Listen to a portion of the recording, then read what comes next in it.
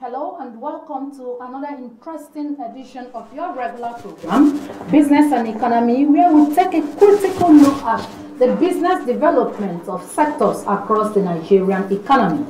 I am Ile Emeje.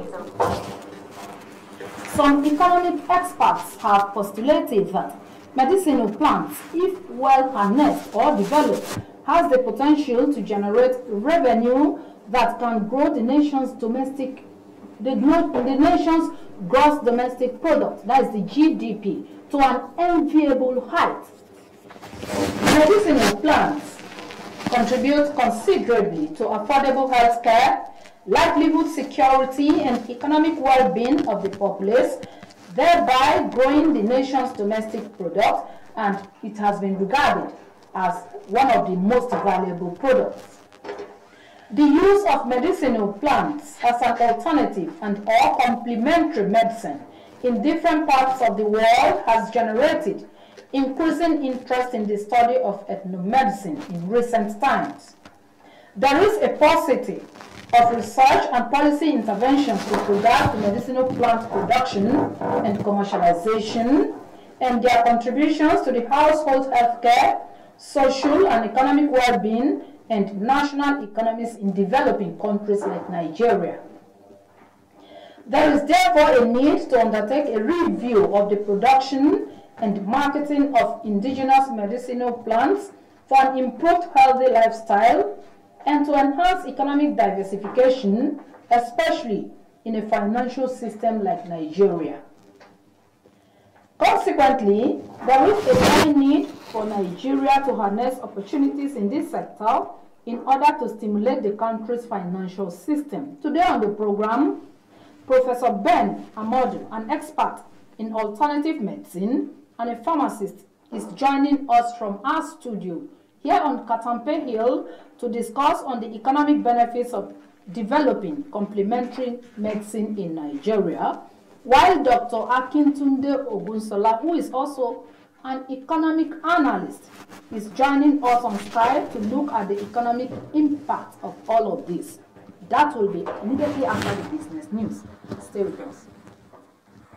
Speaking, the Comptroller General of the Nigerian Customs Service, Mr. Bashir Adewale Adeniyi, pointed out that the project will foster a conducive business environment for traders. Today, we shall be taking the first major step towards the launching of the Nigerian Customs Service Advanced Ruling, starting with the stakeholder engagement, which the PRO announced will commence immediately after this launching.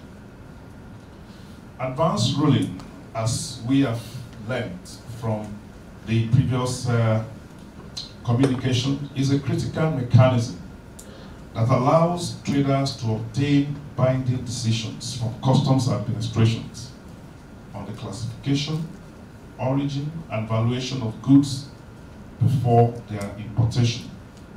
This tool is essential for promoting trade facilitation, for reducing compliance costs, and fostering a conducive business environment. And recognizing the importance of this, both the World Customs Organization, WCO, and the World Trade Organization, WTO, have emphasized its significance in facilitating international trade and promoting customs compliance. The Comptroller General of the Customs assured that this is in line with the President Bola Ahmed Tinubu's commitment to ensuring a hitch-free trade while highlighting achievements. The launch of advanced ruling at this time aligns with the policy directive of President Bola Ahmed Tinubu's administration to facilitate trade for legitimate traders. This is reflected in the policy advisory document of government, which highlights several achievements, such as the approval to decongest the ports and make them free and accessible for importers and operators.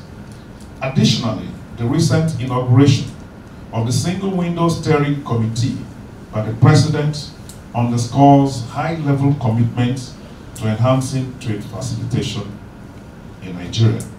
He further reiterated efforts of both the staff and partners while pledging more support.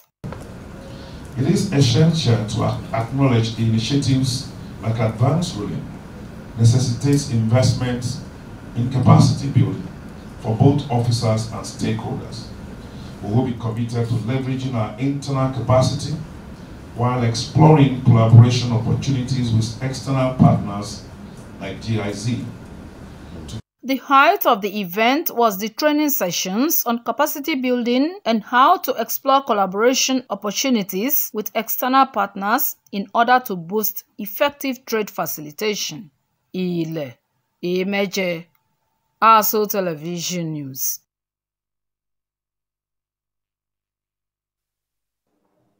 Our guests are set and they are ready to take us on the topic we caption the economic benefits of medicinal plants to our benefits in Nigeria. I have with me in this studio Professor Ben Amodu. Prof, you are welcome to the program. It's my pleasure. I'm thank Nigerians. All right. We also have Dr. Akintunde Ogunsola, who is also joining us via Skype. Doctor, are you there? Good morning to you, sir. Oh, yes, I'm here. Good morning. Thank you for having me. All right. I'll start with you, Prof. Yeah. Prof, with every conviction, developing our medicinal plants can generate revenue in excess of billions of dollars. In your opinion, how can we harness this all-important sector to our benefits?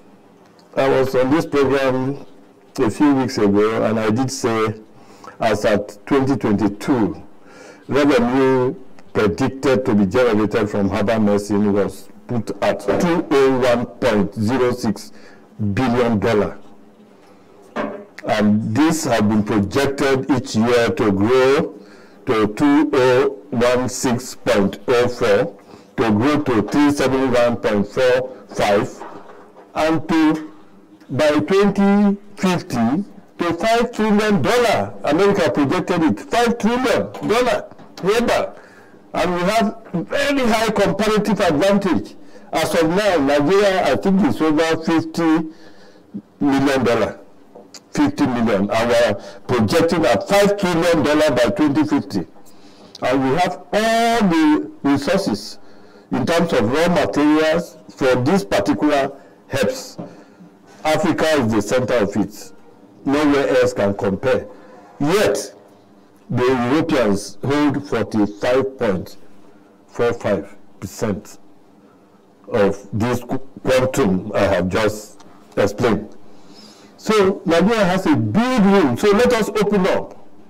Let the stereotype our leaders, let them open up. Let them have the political will. And I know this president has the political will to grow our GDP. And then this is an area they are not even contemplating on. And it's just sitting there for us to tap. Why do I say this? There are certain sicknesses, as I speak with you, that has no cure anywhere in the world, but which herbs can be used to manage. Is that not a comparative advantage? And like I mentioned them, heart enlargement anywhere in the world, it has to be through a complicated open heart surgery. But we have some herbs here, either by way of raw material or by way of finished product, export, and that's big money. Number two, if a leg has a very big ulcer, and the patient has diabetes, in the medical parlance, cut it off.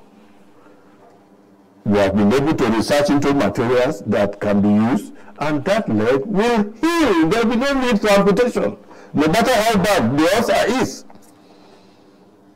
Very big, mighty industries are built all over the world by advanced country for amputation. Once that is noticed, the next thing is amputate. How happy will someone be who is booked for amputation and they say, no, we are no longer going for amputation. Take this medication and the thing will heal and you will be discharged. How happy will you think the person and his family? Even in terms of cost, how much cost will you tell him to pay that he's not willing to pay? He will be very, very happy to pay. That's not only that. Hepatitis, 10% of the world population, which is about 8.4 billion, suffer hepatitis. There are no clear-cut treatment without very terrible side effects in the medical balance for hepatitis. But as I speak to you, hepatitis A, B, C, D, E are cured without, and they are published. All these things I'm saying, not just by word of mouth. These are published documentations. They are all here, published. So we talk about even glaucoma of the eye, intraocular pressure, cataract of the eye, and all other eye diseases, allergy, watery eye, what have you. Short-sightedness, long-sightedness are resolved without the complicated eye surgeries. Is it that what we are talking about? Easy resolution of those things without the need for a complicated, okay, let me not even forget, prostate cancer that is now, I'm a man, once we are a man over 40, prostate is on our head. You think so? Yes, once you start urinating 3, 4, 5 times in the night. I don't even need to do a test to say, to diagnose you of prostate enlargement. Usually our prostate is between 0 to 4. But a lot of people have 4.5, 6, 10, 100, and the recent one I've just cured is documented here, and it's on the internet. 1,880 PSA. That is over-cancerous. I have brought it down to 1.5. Is this a record anywhere in the world?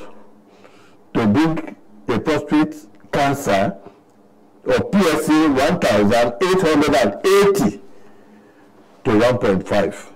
So, and in the world trade and relationship, it's a question of comparative advantage. So if we have this comparative advantage here, for a number of these issues, the money will go with it. We will be respected in the Committee of Nations that this can be done. Come to COVID, we can cure, prevent COVID. We can, even as I speak with you, people are still dying from COVID side effect. A woman, 72 years, walked into my place. COVID has made me to be invalid. I'm no longer a human being. Help me. And I said, Madam, we'll treat you for 6 months. We started treatment. 3 days. She phoned me back to say, my COVID side effects, everything gone. I have gone back to myself.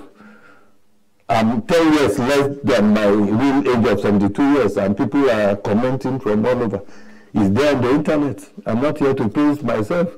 Nigeria, with what I'm doing, with what my other colleagues are doing, we are sitting on gold mine. And it's good for government to open its mind so that we work together. I'm already speaking to the SA, to the Honorable Minister of FCT, so that in a short time we can have meeting with the Honorable Minister. Since it's open to innovations, let's start it and get people to come to Nigeria and form the fulcrum for herbal medical treatment in Nigeria and indeed in Africa and indeed in the whole world. Let people come to Lagos, stay there, we offer them our treatment, and then they go back to their country and do many of the things that are not done anywhere in the world, unoperatively. Reverse kidney disease, which anywhere in the world, kidney disease is not reversed. And it goes into millions of dollars to reverse kidney. And once they put you a new kidney, it's not more than 8 or 10 years. But when your kidney is back to normal, it can spend, only God knows the number of years. But when it is transplanted, it's a short time. Urea and creatinine back to normal, the PCV is normalized, and you are good to go. So if all of this, all what you have said, if they are true, what have you done to bring the government into the system? No, government is aware. You know, the problem with government is people's interest. It's people's interest. And this is why we are using this medium to plead for them to see reasons for us to partner so that we can advance the cause of our country. Yeah? Okay. This is why we are talking. Okay. Let me go to Dr. Akintunde Ogunsola. Doctor, you have heard the submission of my guest in the studio. Do you have anything to add to it, especially when it has to do with the huge sum he mentioned going out of Nigeria year by year?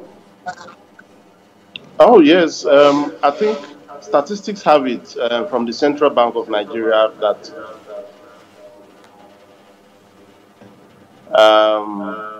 medicine or medical foreign trips got the highest amount of dollars from us. You know, people that wants to travel to US, to India, and several countries, they were the one that got the highest. Over, I think they put the figure at over 30, about over $3 billion.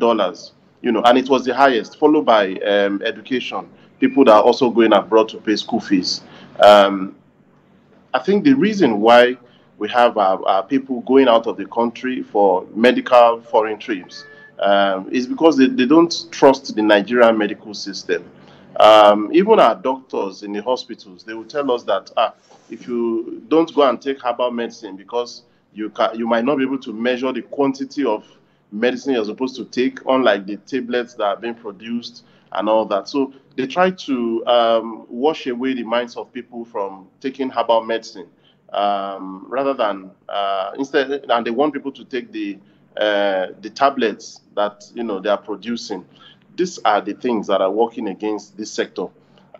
Just like Prof just highlighted, this sector has high level potentials. Before the new millennium, herbal medicine was, the central of Nigeria's medication. And that's why we see people in the far north, the Fulani, the Hausas, the Yorubas, even the Igbos, they know all these trees.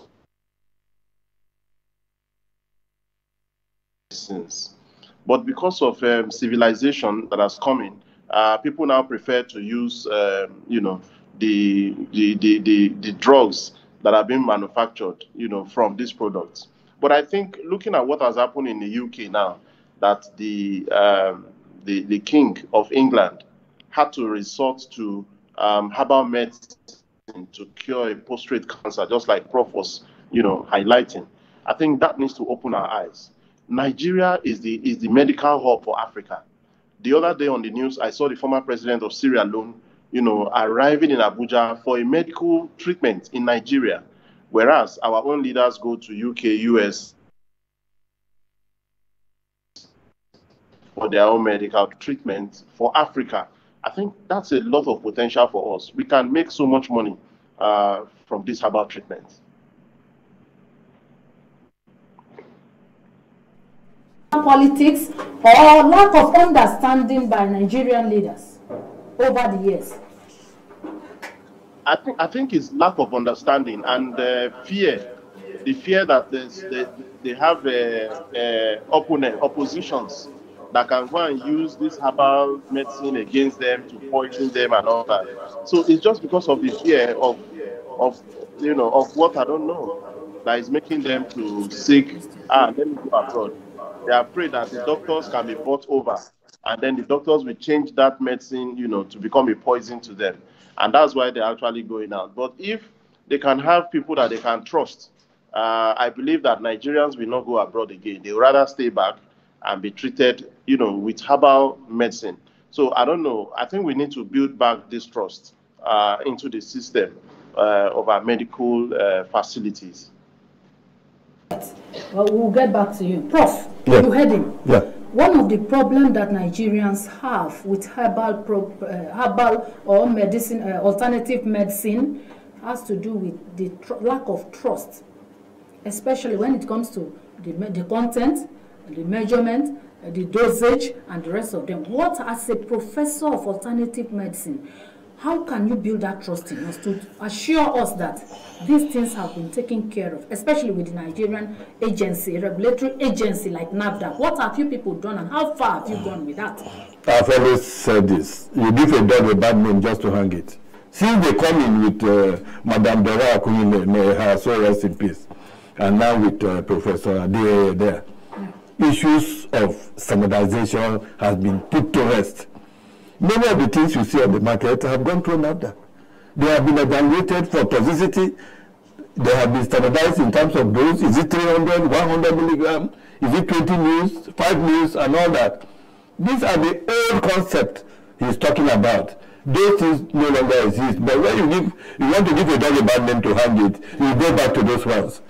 That is no longer the issue. These people we are talking about have gone all over the world to even buy their own herbal medicine. When it comes here, they go back to this issue he has just raised. Those issues have been put to rest with the activities of NAFDAC. For instance, I have over 34 approved products. Each product has its standard, even though I make them from food we eat. SAB is 300 milligram. So it is calibrated to be 300 milligram. And most of them, we have done their toxicity test. They don't have any side effect. They don't have anything unusual. And people who have taken it for several years have not come up with any adverse effect. So as far as NAFDAC, we trust NAFDAC and they are doing their work, that area is not a problem. They have been standardized in line with international regulations.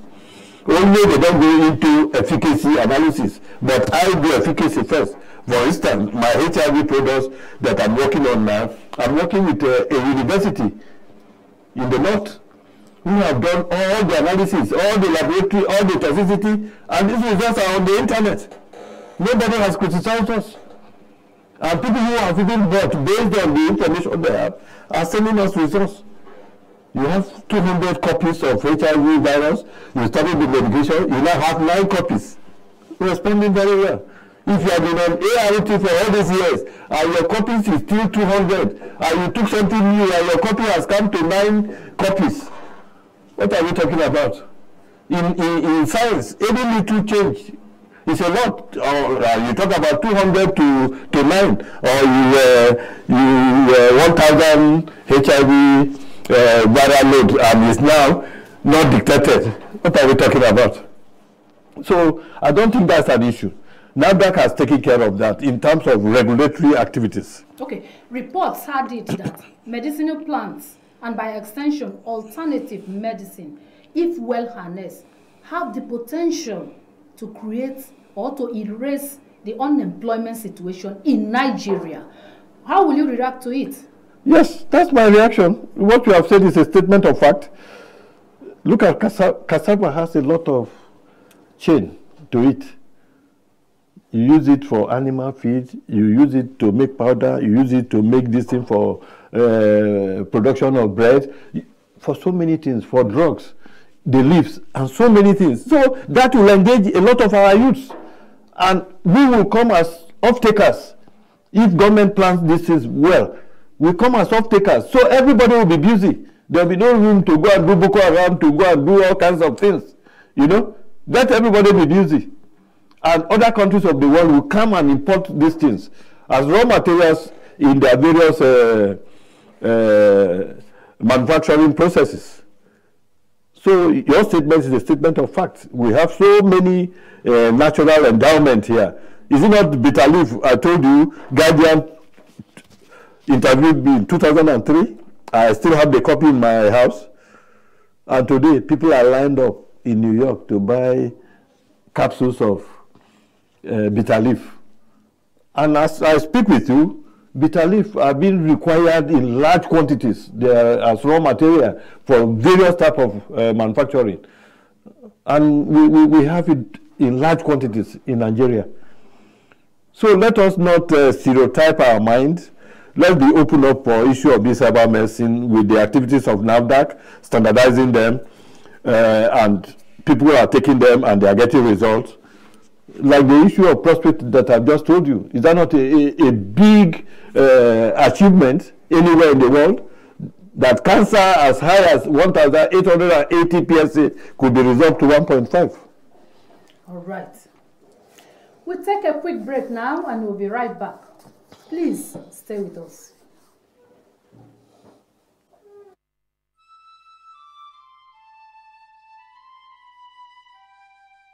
We are a nation blessed with people of diverse cultures, religions, languages, and opinions. It is ironic that we are now being ripped apart by our greatest strength, our diversity.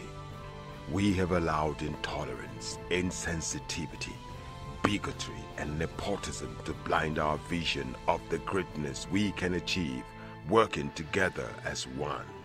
We may not have the same culture, nor religion, nor language, but we all belong to the same nation by the divine will of God. We did not choose to be Nigerians. Nigeria chose us.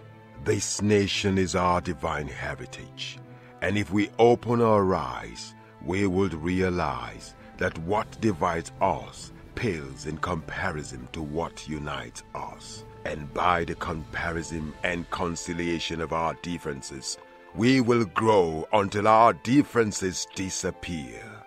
Our unity cannot be willed by mere declarations, nor do we get unity by ignoring the questions that beg for answers. We must celebrate our diversity and debate our differences without fracturing our unity.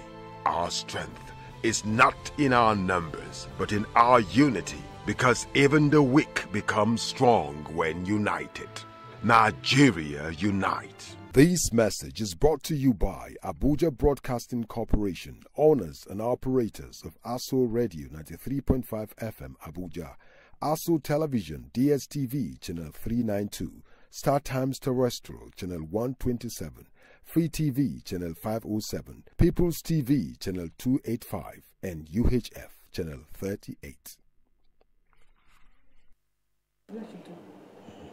In case you just join us, you are on to your regular program, Business and Economy, and today we are looking at a very, very interesting topic that says harnessing the economic benefits of medicinal plants in Nigeria in order to boost our economy. I have two guests. The guest with me in the studio is Professor Ben Amodu, who is also a professor of alternative medicine and is the managing director of alternative medicine worldwide, and he's here in Abuja. And then we also have an economic analyst who is joining us via Skype, and he is no other person but Dr. Akintunde Ogunsola, and we have been looking at the economic benefits of harnessing medicinal plants to the benefit of all Nigerians. Prof, before we went on the break, you were trying to make an analysis of what you have done with the government, particularly the NAFDAC. Now, the world is faced with a new order of disease that is unknown to orthodox practitioners, which is referred to as incurable. Someone may want to ask, are there incurable diseases? But the alternative medicine practitioner seems to have the answer with the manipulation of nature. How will you react to this? Is it the avian flu? No, what the world is coming out with, that there are some sicknesses or diseases which the orthodox does not have a cure or an answer or a solution to, called incurable diseases. Let's start with, do we have an incurable disease as far as it has to do with the orthodox? I don't think. I'm speaking from the background of my research coverage. One is communicable and non-communicable diseases. And if you look at WHO report every year, I think this takes the bigger chunk of all the diseases in the world. Communicable has to do with HIV, AIDS, and their brothers. And then the non-communicable has to do with the most critical area. I call them critical in the sense that the non-communicable diseases of hypertension, diabetes, stroke, cancer, chronic kidney disease, asthma, arthritis, and co. Including ulcer. These are the gamut of diseases responsible for 41 million deaths globally, accounting for 74% the cause of death. Number one cause of death in the world. So, these are the issues, non-communicable diseases. And in our 37 years of research, we have been able to find cures for a number of them. Cancer, they will tell you there's no cure. An American scientist came to our lab, took it, analyzed it in Texas University, and got 89 to 90% cure rate in 2 cancers in their lab. I didn't follow them. Kidney disease, a journalist with Al Jazeera had a kidney problem, was to do 3 dialysis every week, and prepared 36 million to go to India. I brought him here to this studio, and he's okay. He didn't start one dialysis when he started with us early. Then you talk about hypertension. Because of the heart effect in the modern medical parlance, it is referred to as incurable. But we cure hypertension today. Yes, because the heart enlargement, you know, the enlargement of the heart, let me explain this, for various hypertensive patients. Your heart could be this, another person's own could be this, another this. So this heart expands differently depending on your own condition. When you have high BP, it is that enlarged heart that is difficult to bring back to normalcy, except there's a complicated open heart surgery, which this manipulation you are talking about in herbal medicine is able to bring that heart back to normal without the need to cut. This advantage is a huge advantage anywhere in the world. Then diabetes, which we now cure, because the isolate of Lingerham, which helps with the insulin, is able to be brought back to life for some people. Is not working well, and all other factors responsible. But yet the biggest issue is hormonal imbalance, responsible for high blood pressure and the incidences of ulcer. Almost every human being has ulcer, and is the one there fanning BP, fanning diabetes, fanning hormonal imbalance in terms of a lady whose menstrual period has disappeared over years and is unable to conceive, all kinds of complications. Still on incurable disease. Yes. Are you aware of the recent warning by the World Health Organization on a probable outbreak of avian influenza? Yeah. This is part of what we'll be researching on. These are viruses. Anything virus is within the purview of my research. If you talk about HIV 1 and 2, it's a viral infection, and that's what led me into research.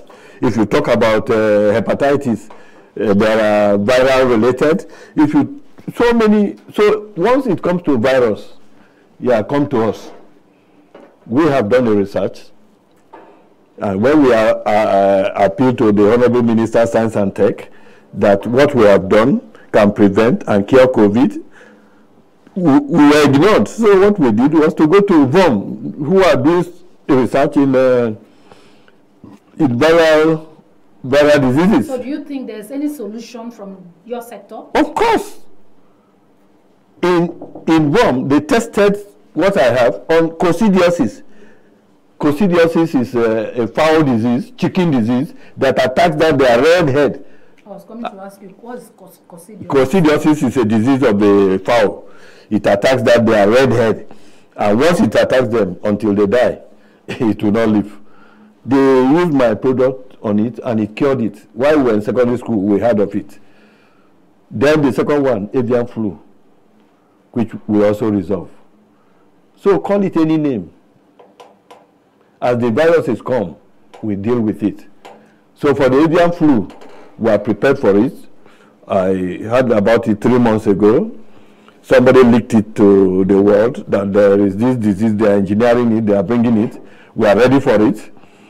And I have been mass producing the prevention in case, and that is what Vietnam did. Vietnam never spent kobo on their COVID. Locally within their country, they took care of it. That's the proactiveness we want Nigeria to take in every situation so that we minimize the loss of patients. All right. Let me get back to Dr. Akintunde Ogunsola. Doctor, are you there?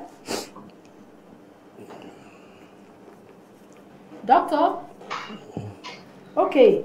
Medicinal plants in Nigeria and by extension Africa is being greatly ferried out by our foreign national. It may be an allegation, but that's what a report says. What do you think can be done to bring back this money or to prevent this in Nigeria? Thank you very much. You see, in Nigeria, just like I pointed out, the fear of many Nigerians is just about the regulation of this herbal medicine. Everybody wants to be sure of what they are taking. If you are not sure of what you are drinking, then it means you don't even need to drink it in the first place. There's this fear or phobia for, taking, some kind of concoctions that has been getting at. I think the regulation need to be considered and strictly adhered to in ensuring that they regulate the activities or the business of this herbal medicine.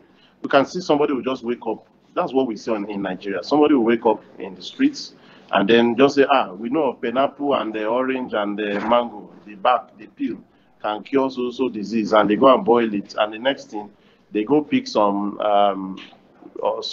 cans that needed to be recycled, maybe from the road and all that. They just pick these cans somewhere, and then they just go and rinse it and put this herbal medicine inside. We see some people pushing this herbal medicine in the wheelbarrows, putting it on their heads and, hawking it around the streets. How are we sure that NAFDAC has, certified those herbal medicine, for consumption of Nigerians? So that's the problem.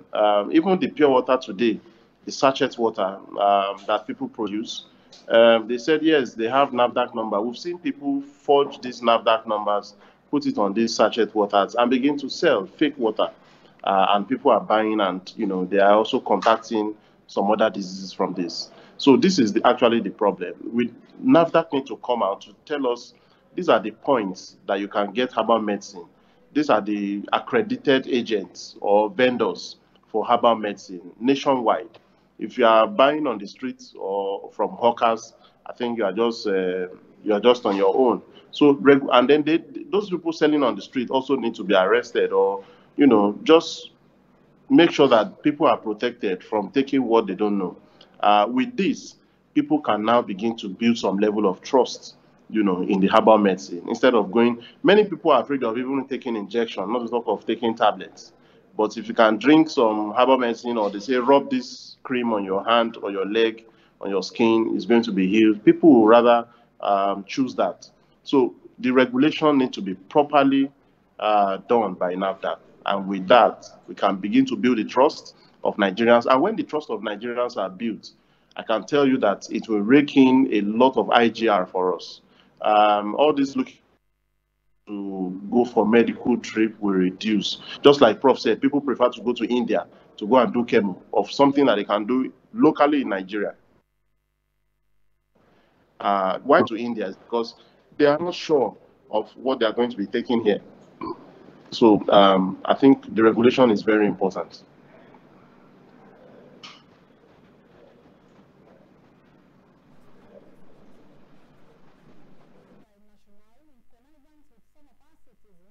And the same is also processed and sent back to us in form of finished products. In form of finished products.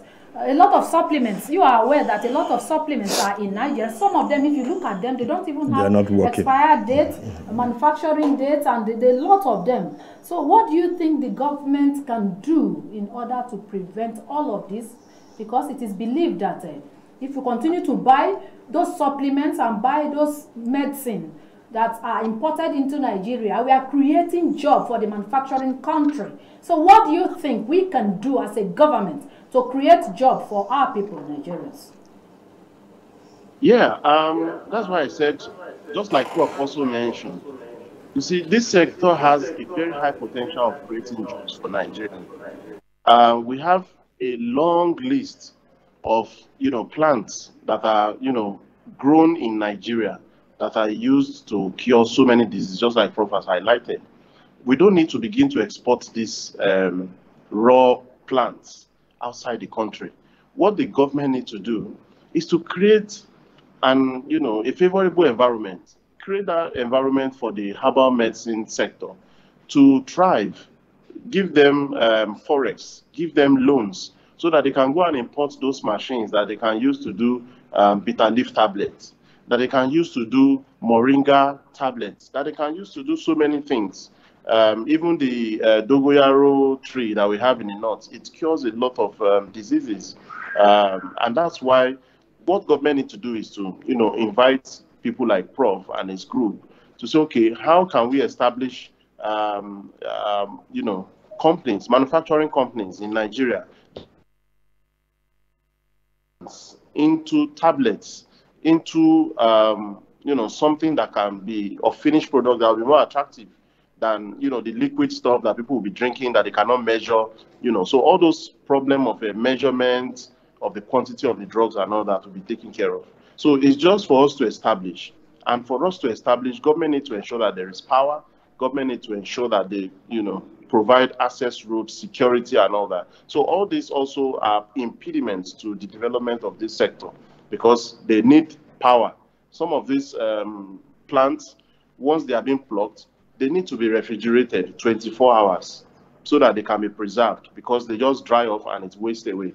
So we need power. Power is one critical thing to that sector. So if government can ensure that power is, affordable and available for Nigerians, we don't even need government to give them money. Investors will come into the country to create manufacturing companies for some of these plants, and then we begin to export the finished product. And apart from that, we also see other African country presidents, ministers, and all that fly into Nigeria for medical treatment. Nigeria should be, just like Prof said, they should come into Nigeria and lodge in Transcorp and then be taking our own medicine before they go back to their country.